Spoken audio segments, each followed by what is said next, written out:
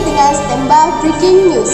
Pemirsa, sebagai salah satu negara yang terletak pada cincin Pasifik, Indonesia sering mengalami letusan gunung berapi. Salah satu kasus yang terbaru yaitu telah terjadi erupsi dari salah satu gunung di Indonesia, yaitu Gunung Semeru yang dimulai pada tanggal 4 Desember 2021 hingga beberapa bulan yang lalu. Banyak korban jiwa yang berjatuhan. Menurut data yang dilansir dari Kompas.com, lebih dari 41 korban jiwa meninggal dan 9 orang hilang. Sebagai antisipasi dan pengetahuan apa yang harus dilakukan saat Anda tinggal atau berada di sekitar gunung yang sedang berstatus aktif, kami telah mengundang perwakilan dari PMR SMKN Negeri 5 Surabaya yang akan menyampaikan informasi tentang gunung meletus. Kami persilakan Saudari Uril.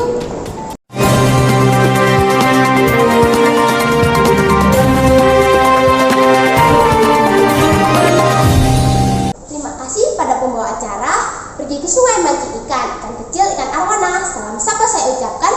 Assalamualaikum pemirsa semuanya. Saya Uretna Dewi, perwakilan dari PMR SMKN Negeri 5 Surabaya. Di sini akan menyampaikan pada kalian semua informasi tentang gunung meletus. Gunung meletus, pasti dong guys kalian tidak asing dengan kata tersebut. Ya, gunung meletus merupakan peristiwa yang terjadi akibat endapan magma yang berada di dalam perut bumi didorong keluar oleh gas yang bertekanan tinggi. Dan gunung meletus pasti berdampak pada sekitarnya. Bahaya gunung meletus sendiri dibagi menjadi dua loh guys, yaitu bahaya primer, yaitu bahaya yang disebabkan oleh saat gunung meletus itu terjadi, dan bahaya sekunder, yaitu bahaya yang disebabkan saat gunung berapi sudah tidak meletus lagi, yaitu material yang dikeluarkannya. Saat kalian tinggal atau berada di daerah yang dekat dengan gunung yang masih aktif, jangan lupa untuk mengecek tingkat isyarat gunung api tersebut. Di poster yang telah saya buat terdapat 4 tingkatan isyarat gunung berapi. Yang pertama yaitu tingkatan normal, tingkatan yang masih aman, yaitu yang kedua tingkatan waspada, yaitu aktivitas gunung berapi di atas normal, dan yang ketiga yaitu tingkatan siaga, di mana dalam 2 minggu gunung berapi akan mulai meletus. Persiapan menghadapi situasi darurat. Yang keempat yaitu situasi awas.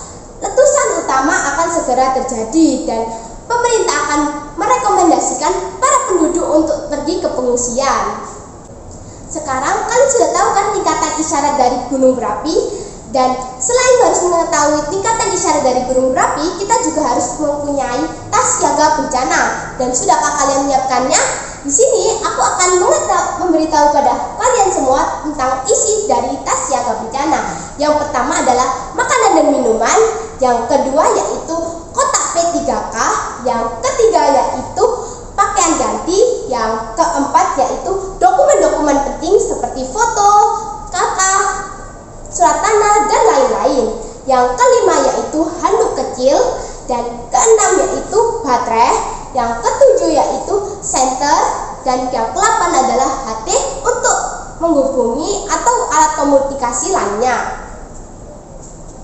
Saat gunung berapi masuk dalam situasi awas, hal yang harus kita lakukan yaitu ikuti jika ada himbauan mengungsi, dan jangan berdiam diri di tempat yang berbahaya.